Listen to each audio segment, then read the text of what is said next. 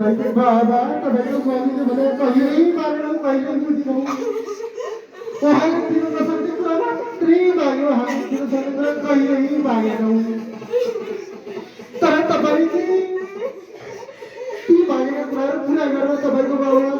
तपाईँबाट धेरै टाढा हुनुहुन्छ उहाँले खानु भएको छ भोको हुन्छ हामी थाहा छ उहाँहरू त तपाईँ स्कुल आउनुहुन्छ तपाईँ स्कुल आउनुहुन्छ मम्मीले बिहानै खेतमा काम गर्नुहुन्छ बिचरा राति बुढिएको चाउरिएका गाला बिचरा राति फुटेका खुट्टा चाउरिएका हात चत्रिएको चोली हेरेर दिनभरि काम गर्नुहुन्छ नि आमाले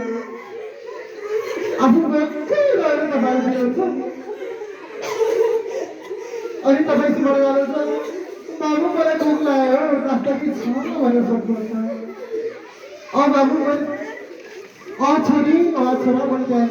राख्छु छु है खाऊ है मैले राखिरहेको छु अनि मैले तपाईँले खानुभयो मैले खाइसकेँ बाबु म त कमै छु नि तिमी खाऊ न भयो तिमीले खायो मलाई चल्नै हुन्छ भन्नुहुन्छ अनि कति धेरै दुःख थियो आफ्नो बाबाको गलत साथीको लैजाइमा लागेर कति धेरै दुःख थियो हेर्नुहोस् त तपाईँको बाबा मम्मीले हामीलाई कति धेरै दुःख दिएको छ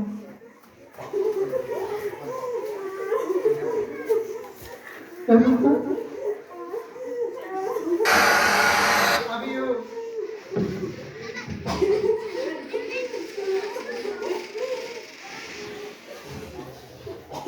कति धेरै दुःख दिएको छ के आफ्नो बाबा मम्मीलाई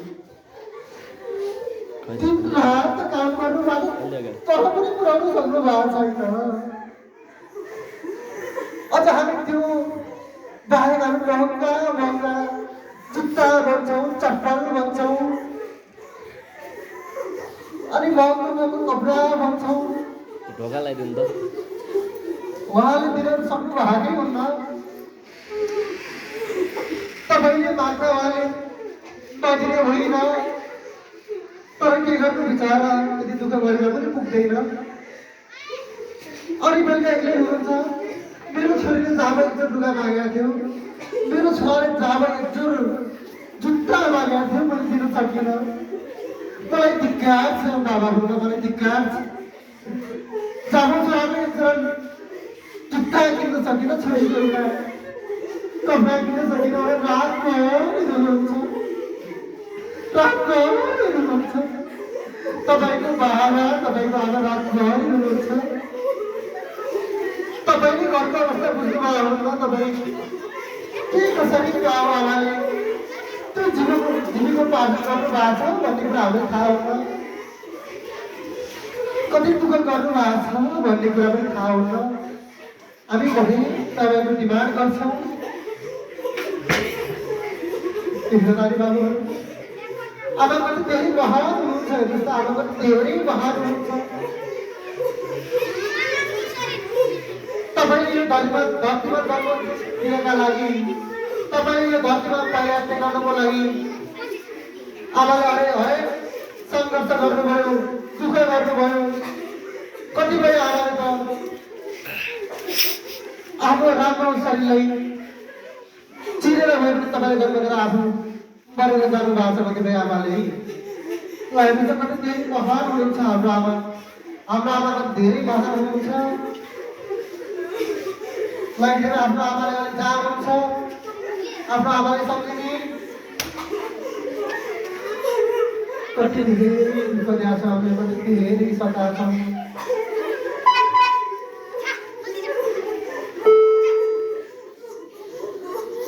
हेर्नुहोस् त कति धेरै दुःख दिएको छ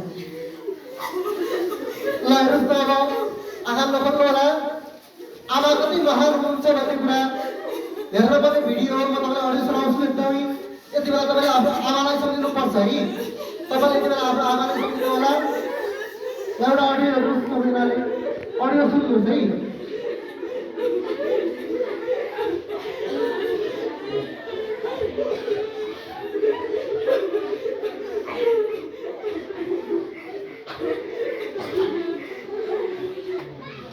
सबैजना आफ्नो आमालाई सम्झिने यति बेला म एउटा अडियो प्ले गर्छु।